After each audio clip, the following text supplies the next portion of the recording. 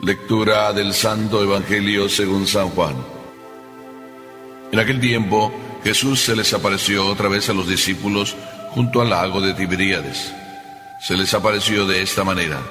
Estaban juntos Simón Pedro, Tomás llamado el gemelo, Natanael el de Caná de Galilea, los hijos de Zebedeo y otros 2 discípulos. Simón Pedro les dijo: voy a pescar. Ellos le respondieron: también nosotros vamos contigo.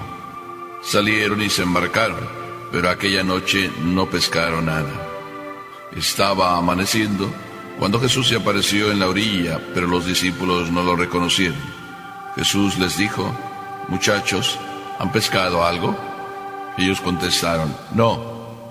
Entonces él les dijo: echen la red a la derecha de la barca y encontrarán peces. Así lo hicieron, y luego ya no podían jalar la red por tantos pescados. Entonces el discípulo a quien amaba Jesús le dijo a Pedro: es el Señor. Tan pronto como Simón Pedro oyó decir que era el Señor, se anudó a la cintura la túnica, pues se la había quitado, y se tiró al agua. Los otros discípulos llegaron en la barca arrastrando la red con los pescados, pues no distaban de tierra más de 100 metros. Tan pronto como saltaron a tierra, vieron unas brasas y sobre ellas un pescado y pan. Jesús les dijo: traigan algunos pescados de los que acaban de pescar. Entonces Simón Pedro subió a la barca y arrastró hasta la orilla la red, repleta de pescados grandes. Eran 153, y a pesar de que eran tantos, no se rompió la red. Luego les dijo Jesús: vengan a almorzar. Y ninguno de los discípulos se atrevía a preguntarle: ¿quién eres?, porque ya sabían que era el Señor. Jesús se acercó, tomó el pan y se lo dio, y también el pescado. Esta fue la tercera vez que Jesús se apareció a sus discípulos después de resucitar de entre los muertos. Palabra del Señor.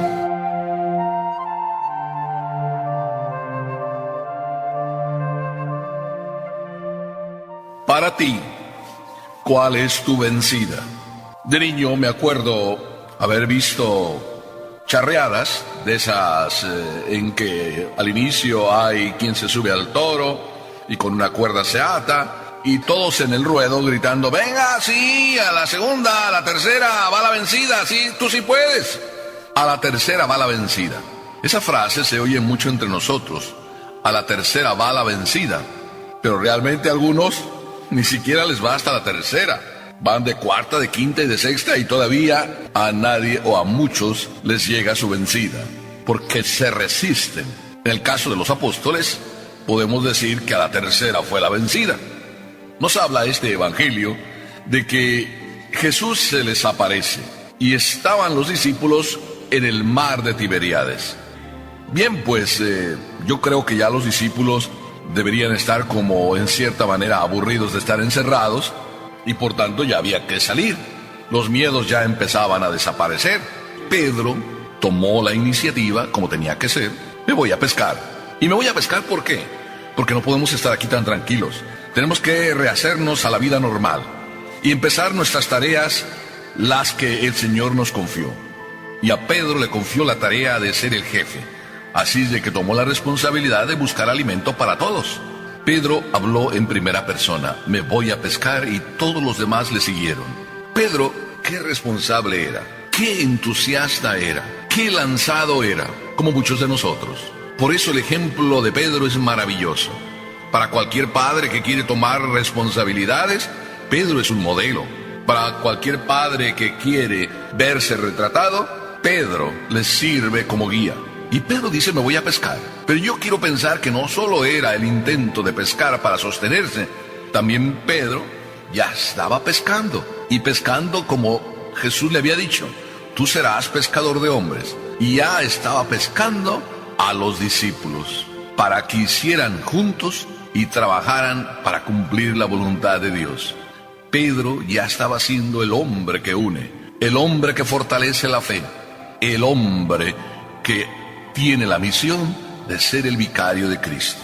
Qué hermoso ejemplo de Pedro, pero que es un ejemplo también para nosotros, porque nosotros también somos pescadores de hombres. Y no creas que esa tarea es solo para mí como padrecito. A todos nos toca pescar. y nos toca pescar a aquellos peces que nos corresponden. A ti, papá, corresponde pescar a tus hijos, que tus hijos no se vayan de la pecera, es decir, que no se vayan y pierdan su fe.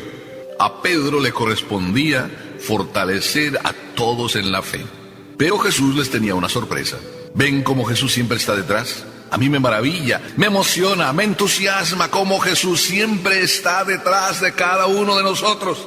En este caso, se fueron a pescar, era de noche, era lo que Pedro sabía hacer, lo sabía muy bien que de noche se pesca muy bien, y no pescaron nada. A mí me parece que aquí se cumple aquello de preocúpate tú de mis cosas, que yo me preocuparé de las tuyas. Qué verdad es que cuando uno se entrega a hacer lo que el Señor le pide, qué verdad es que el Señor te da la solución, y te la da por donde menos esperas. Así es de que el tiempo de la Pascua, el tiempo de la resurrección, es para darnos cuenta que el Señor, aunque no lo vemos, siempre está detrás. Yo creo que esta es la lección que sacamos, que el Señor siempre está ahí, pero como ya resucitó, está ahí como escondido. Y así estaba preocupado el Señor mientras ellos pescaban, de prepararles la verdadera pesca, el verdadero alimento. Ellos estaban haciendo la voluntad del Señor, y el Señor estaba buscando satisfacerles en lo que ellos necesitaban. Así es de que ya amaneciendo, es decir, cuando ya no es tiempo para pescar, cuando la luz del sol ya llega, los peces pues huyen, y entonces el Señor les hace la pregunta: muchachos, ¿han pescado algo? ¿Cómo que muchachos han pescado algo? Pregunta de Jesús un poco extraña. Se hace el que no sabe. Y sin embargo, detrás de esa pregunta, el Señor está provocando lo que hay que provocar: la fe en el Señor. Cuando todo parece como que se oscurece, Jesús nos trae la luz. Así a los discípulos que habían pasado la noche y no habían pescado nada, descubrieron que el Señor sí estaba preocupado de ellos y que el Señor estaba solucionando su problema, porque ellos estaban haciendo la voluntad de Dios. Cuando tú buscas hacer la voluntad de Dios, el Señor siempre se está preocupando de tus cosas. Por eso, al instante que el Señor les dijo: echen la red a la derecha y encontrarán peces. Y es de aquí la sorpresa, que se acuerda todavía Pedro muy claramente, porque los contaron los peces, no era para menos, 153 peces de un jalón. Menudo banquete se iban a poner. Sin embargo, el Señor no les estaba dando la lección de que iba a llenarles el estómago hasta reventar. El Señor lo que estaba queriéndoles decir es que Él se estaba preocupando de sus cosas. Así es de que apenas cayeron todos los peces en aquella red, el discípulo amado Juan dice la frase maravillosa: es el Señor. Apenas escuchó Pedro esa voz: es el Señor, enseguida se ciñe a la cintura la túnica y se baja a través del agua para ir detrás del Señor. Cuando escuchas esa frase, es el Señor, ¿la escuchas tú? Yo creo que sí. ¿Cuántas veces en tu interior, detrás de una maravilla que acontece, sientes esa voz: es el Señor? Y es que siempre el Señor, así desde que resucitó, está pendiente como a escondidas de todo lo que tú necesitas. Basta que te preocupes de lo que el Señor quiere para ti. Basta que te preocupes de lo que el Señor quiere para ti. Te lo vuelvo a repetir, porque esto es maravilloso. Cada vez que tú te vas preocupando en tu vida solo por lo que el Señor quiere de ti, el Señor te tiene preparado todo lo que tú necesitas. Preocúpate tú de mis cosas, te dice el Señor, que yo me voy a preocupar de las tuyas. Realmente es maravilloso, Papá Dios, con cada uno de nosotros. En eso se comporta como el mejor padre. Y si no has hecho la prueba, es importante que la hagas. El Señor se esconde para darte las sorpresas. He aquí que entonces el Señor tenía ahí preparado un pez y unos panes. Pero eso era nada más como para empezar, como si fuera el aperitivo. Ya el Señor le estaba diciendo a Pedro: trae de lo que has pescado, para que entonces comamos todos. Y dice el Evangelio que esta es la tercera vez que se apareció a los discípulos. Y aquí hace un comentario el Evangelio diciendo: ninguno de los discípulos se atrevía a preguntarle quién era, porque sabían bien que era el Señor. Así de que a la tercera fue la vencida. Si en las otras veces que se apareció como que dudaban y decían, parece, es un fantasma, o los discípulos de Emaús que lo vieron, o las mujeres que vinieron y anunciaron, y cosa de mujeres, todos estos comentarios que había en este instante, todo un silencio aprobativo. Es el Señor realmente. En el silencio de tu interior, tú vas descubriendo que el Señor está contigo. Descúbrelo, hijo mío. Es el mejor rincón, tu silencio, el de tu corazón, donde tú descubres que Dios siempre está ahí. Quizá no sea la hora de pescar como pasó con los discípulos. El día no es la hora de pescar, es la noche. Pedro lo sabía bien, pero para Dios no hay horas especiales. Lo que cuenta es la hora de Dios. Así de que en tu vida, yo creo que esa lección la puedes aprender como yo la tengo bien aprendida. Es decir, no busques tú señalarle a Dios la hora. Deja mejor que el Señor te señale su hora. Y te aseguro que esa hora que el Señor tiene señalada para ti es siempre la mejor, aunque a los ojos del mundo parezca otra cosa. Si a la tercera es la vencida en tu vida, pues acéptalo. Si a lo mejor hay más veces, bueno, pues espérala. ¿Cuántos papás o cuántas mamás? Y lo digo papás o mamás porque a veces hay problemas en las familias y uno de los dos pues está siempre luchando y dice, no, pues mi esposo, yo le invito pero no va a misa, no quiere saber nada de eso, o a veces es al revés. Yo voy, el marido dice, pero mi esposa dice, no, que está muy cansada, que ahora no, que no siente.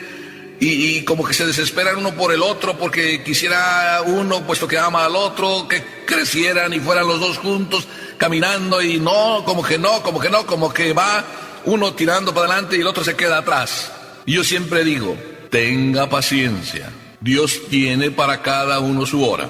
No insista, no diga que la tercera va a la vencida, porque hay algunos que no caen a la tercera. Los discípulos cayeron a la tercera, pero a lo mejor tú puedes caer a la séptima, a la octava, o quién sabe. Para Dios no le aceleres el tiempo, no le aceleres el momento. Él tiene el momento preparado para ti. Así es de que qué hermoso es que cada uno de nosotros no busquemos 1000 apariciones para entonces empezar a creer que en la primera aparición donde el Señor se nos manifieste, y se te manifiesta en la vida a través de miles de caminos, un hijo que te dice, papá, ¿a qué hora vamos a ir a misa? Otro hijo que te dice, oye papá, ¿por qué no comulgas? Si la maestra nos dice que es lo más hermoso, y yo ya hice mi primera comunión y tú no me acompañas a comulgar, papá. Ahí puede ser el momento de Dios. O cualquier otra circunstancia, la muerte de un ser querido, puede ser el momento que te recuerde y donde se te aparezca papá Dios en tu interior y tú lo sientas profundamente. Esa es la vencida, esa es la quinta, esa es la sexta. No corramos ni tú ni yo. Esperemos el momento de Dios. Si este es el momento que Dios tiene para ti, escúchalo hoy. Ábrele tu corazón y di, como cualquier hombre sencillo, aquí estoy, Señor. Hágase en mí según tu palabra, como dijo María. Y entonces tu vida, ya en la tierra, será un oasis de felicidad. Amén.